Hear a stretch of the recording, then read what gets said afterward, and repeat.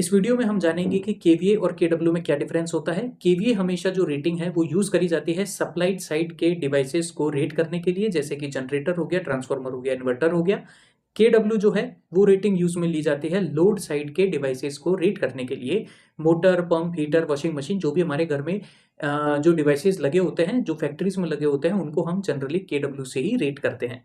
दोनों के अंदर डिफरेंस क्या है, फॉर्मूले से समझने की कोशिश करते हैं। केवीए जो होता है वो kilo into volt into amperes होता है। केडब्ल्यू जो होता है वो केवीए इंटू पावर फैक्टर होता है। पावर फैक्टर के बारे में अगर ज़्यादा नॉलेज नहीं है तो कमेंट बॉक्स में लिखिए, नेक्स्ट वीडियो आपको इसी टॉपिक पर मिल जाएगा।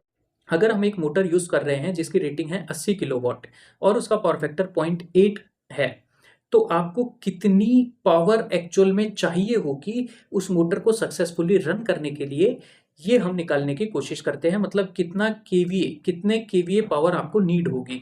तो देखिए, इसका फॉर्मूला यहाँ से निकल जाएगा, केवी इज इक्वल्स टू के डब्ल्यू अपॉन पावर फैक्टर।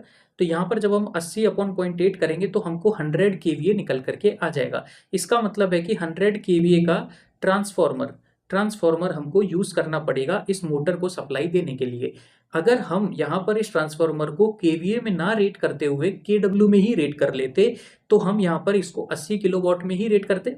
और 80 किलोवाट में अगर हम रेट करते तो सर जो एक्स्ट्रा करंट है वो हमको कहाँ से मिलता, क्योंकि हमको नीड तो ज़्यादा ही है ना। यहाँ पर 0.8 का पावर फैक्टर है, मतलब यहाँ पर जो रिएक्टिव पावर है वो भी कुछ ना कुछ सप्लाई लेगी। और वो सप्लाई हमको कहाँ से मिलेगी, तो वो खींचेगी तो ट्रांसफॉर्मर से। तो अल्टीमेटली ट्रांसफॉर्मर्स की वाइंडिंग्स बर्न हो जाएगी, क्योंकि वहां पर ओवर करंट, ओवरलोड हो चुका है। तो इसीलिए हम उसको हमेशा सप्लाइड साइड के डिवाइसेस को केवीए में ही रेट करते हैं, मतलब टोटल पावर। इसी को हम बोलते हैं सर टोटल पावर। केडब्ल्यू को हम बोलते हैं सर एक्टिव पावर।